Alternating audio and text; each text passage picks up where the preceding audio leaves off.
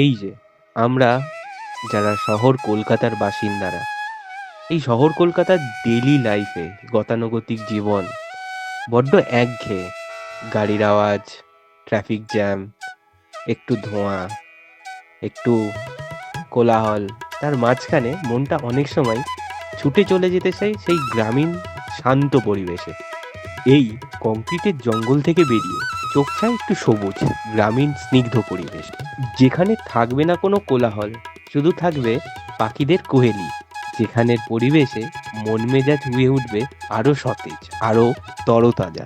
এমনই একটা জায়গার খোঁজ নিয়ে এসেছি আমরা, কলকাতা থেকে মাত্র 1.5 ঘন্টার ডিস্টেন্সে, যেখানে তোমরা পেয়ে যাবে এমন গ্রামীণ স্নিগ্ধ পরিবেশ। সেই জায়গার একেবারে পাশ থেকে বয়ে গেছে হুগলি নদী। তাই নদী যখন আছে, ছোটোখাটো নৌকোর আনাগোনা, বড় বড় স্টিমার, কিছু মালবাহী জাহাজ, এছাড়াও তোমরা দেখতে পাবে নৌকো তৈরি হওয়া, আশেপাশে গ্রামীণ মানুষদের জাল বোনা, তাদের প্রত্যেক দিনে সাদামাটা জীবনযাপন, সব কিছুই দেখার মতো। জায়গাটা কোথায় কি বৃত্তান্ত দেখতে হলে আমাদের পুরো ভিডিওটা তো দেখতেই হচ্ছে। কমেন্ট করে বলুন ভিডিওটা কেমন লাগলো। আর হ্যাঁ, লাইক শেয়ার সাবস্ক্রাইব করতে ভুলবেন না, কারণ তোমার আমার ভীষণ খিদে। শীতের সকাল 9:30টার সময় পৌঁছে প্রথমেই লুচি আর আলুর দম, আর সাথে একটুখানি গুড়ের রসগোল্লা দিয়ে ব্রেকফাস্টটা সেরেই সাথে সাথে বেরিয়ে পড়লাম এখানকার সুন্দর পরিবেশ উপভোগ করতে। প্রথমেই চলে গেছিলাম জেটি ঘাটে, যেখানে দেখছিলাম বড় বড় নৌকো কিভাবে তৈরি করা হচ্ছে।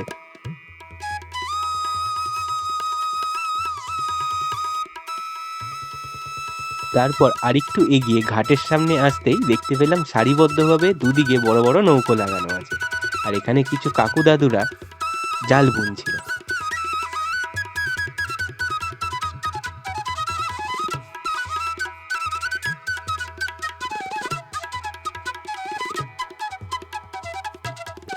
এই মিষ্টি রোদে বসে বসে কিছু লোক নতুন জাল বুনছিল মাছ ধরার জন্য।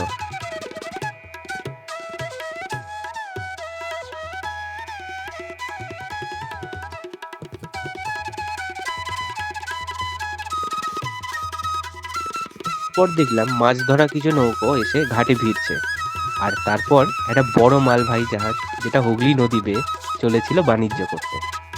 এই সব দেখতে দেখতে প্রায় 1টা নাগাদ আবার রিসর্টের ফিরে এলাম। রিসর্টের বারান্দা দিয়ে এই গঙ্গাটা একদম এইভাবে এত সুন্দরভাবে দেখা যায়। রিসর্টটা বিভিন্ন রকমের গাছপালা, ফুল গাছ থেকে খুব সুন্দর করে সাজানো,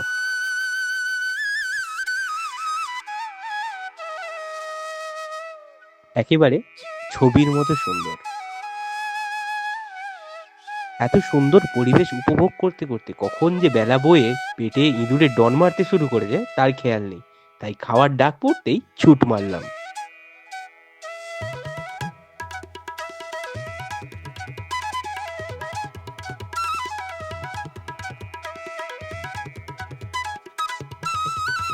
উঠে মনটা ভালো হয়ে গেল, তার কারণ মেনুতে হয়েছিল বাঙালি স্টাইলে ফ্রাইড রাইস, দই কাতলা, আর সাথে চিকেন কষা।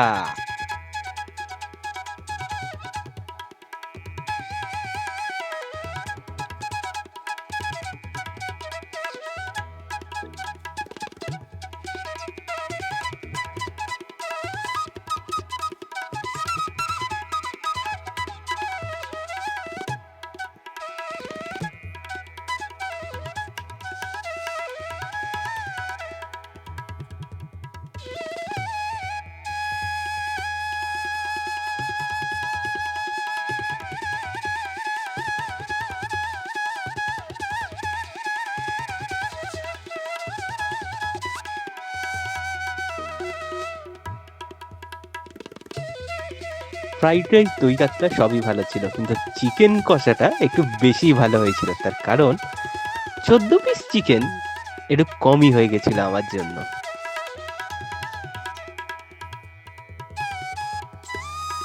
বিপদ ছেড়ে পড়ন্ত বিকেলে আরেকবার গঙ্গার পাড়ে দাঁড়িয়ে সেই মনোরম আবহাওয়া প্রাণ ভরে উপভোগ করে নিলাম।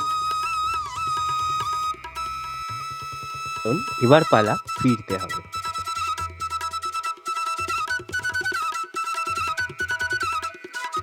এই স্নিগ্ধ পরিবেশের স্মৃতি মনে নিয়ে আবার চললাম কলকাতার সেই কংক্রিটের জঙ্গলে। আবার হবে একদিন, আবার ফিরে আসবো। স্নিগ্ধ পরিবেশে তোমাদের যদি আসতে হয় তাহলে চলে আসতে হবে ডায়মন্ড হারবারের সুলতানপুরে। জায়গাটার নাম হলো মায়া গার্ডেন।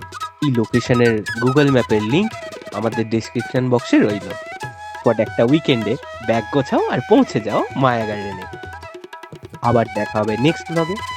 টাটা।